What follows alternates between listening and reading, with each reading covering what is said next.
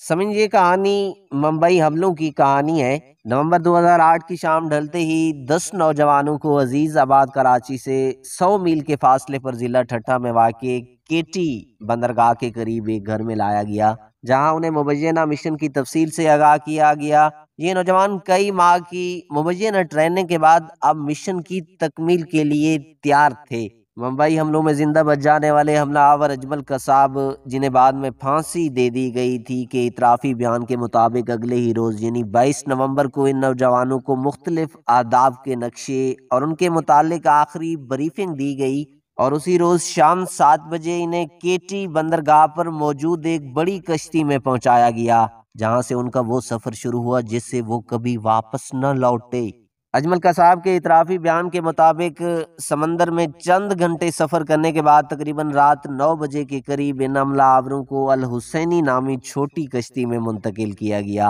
اور اسلحہ، کھانے پینے کی اشیاء، لائف جیکٹس اور دیگر ساز و سامان سے بڑے بیگز بھی مہیا کر دیے گئے، جہاں سے ان کا بڑے معاشی مرکز اور 2 کروڑ آبادی والے انڈیا کے سب سے بڑے شہر بمبئی پر حملہ کرنے کے لیے باقاعدہ سفر کا آغاز ہوا۔ اجمل قصاب کے اعترافی بیان کے مطابق اگلے روز یعنی 23 نومبر کو دن 12 بجے انہوں نے مچھلیاں پکڑنے والی انڈین کشتی ایم وی کوبر کو اغوا کیا، اور اس میں سوار 5 افراد میں سے 4 کو قتل کر کے کشتی کے کپتان امر سنگھ سولنکی کو زندہ چھوڑ دیا۔ الحسینی کشتی سے سارا سامان اس میں منتقل کرنے کے بعد امر سنگھ کو کہا گیا کہ وہ کشتی چلاتے رہیں اور انہیں ان کی منزل پر لے چلیں۔ طارق کھوسہ کے آرٹیکل کے مطابق الحسینی کشتی کو بعد میں پاکستانی تفتیش کاروں نے اپنی تحویل میں لے لیا تھا۔ اجمل قصاب کے اعترافی بیان کے مطابق 26 نومبر 2008 کی سپہر 4 بجے کے قریب یہ 10 حملہ آور انڈیا کی سمندری حدود میں داخل ہو گئے، جس کے بعد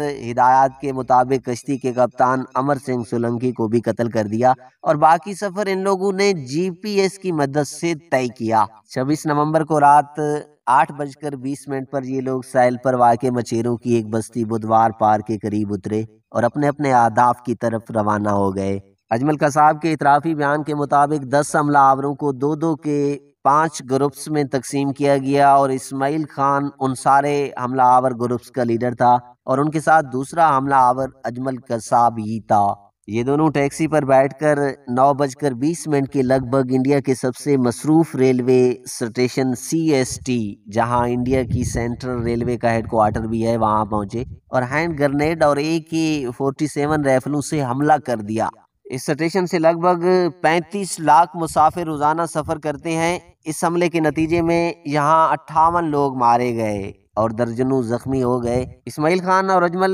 قصاب نے اس کے بعد کوما اسپتال پر حملہ کیا، جہاں متعدد لوگوں کو قتل اور زخمی کرنے کے بعد گرگام چوپاٹی پر پولیس کے ساتھ بھیڑ میں اسماعیل خان مارے گئے، جبکہ اجمل قصاب کو زخمی حالت میں زندہ گرفتار کر لیا گیا۔ اس رات 10 بجے کے قریب عبد الرحمان اور فہد اللہ نامی حملہ آوروں نے ہوٹل پہ حملہ کیا، جہاں 33 لوگوں کو قتل اور متعدد کو زخمی کیا گیا۔ 10:25 پر ایک یہودی سینٹر نریمان ہاؤس پر بابر، عمران اور نذیر نامی حملہ آوروں نے حملہ کیا اور 4 افراد کو قتل اور متعدد کو زخمی کیا، جبکہ لیف پولیٹ کیفے اور بار پر حافظ ارشد اور نصیر نامی افراد نے حملہ کیا، جہاں 10 لوگ مارے گئے۔ اسی طرح شعیب اور جاوید نے تاج ہوٹل پر حملہ کیا، جہاں بعد میں حافظ ارشد اور نصیر نامی حملہ آوروں نے بھی انہیں جوائن کیا۔ تاج ہوٹل پر حملے کے نتیجے میں 32 افراد ہلاک اور متعدد زخمی ہوئے۔ منصوبے کے مطابق کئی جگہوں پر یہ حملہ آوروں نے لوگوں کو یرغمال بنا لیا تھا، اس لیے انڈیا کی نیشنل سیکیورٹی گارڈ کو نئی دہلی سے بلا لیا گیا۔ ممبئی حملہ آور 26 نومبر کی رات 9:15 پر شروع ہوا اور 3 روز تک چلتا رہا، اور انڈین فورسز نے آپریشن کے نتیجے میں 29 نومبر کی صبح 9 بجے تک تمام حملہ آوروں کو مار کر اس آپریشن کے خاتمے کا اعلان کیا تھا۔ اس حملے کے نتیجے میں 26 غیر ملکیوں سمیت 166 لوگ ہلاک اور 300 کے قریب زخمی ہوئے تھے۔ ناظرین، اس تاریخی کہانی کے بارے میں ایک کمنٹ ضرور دیجیے گا۔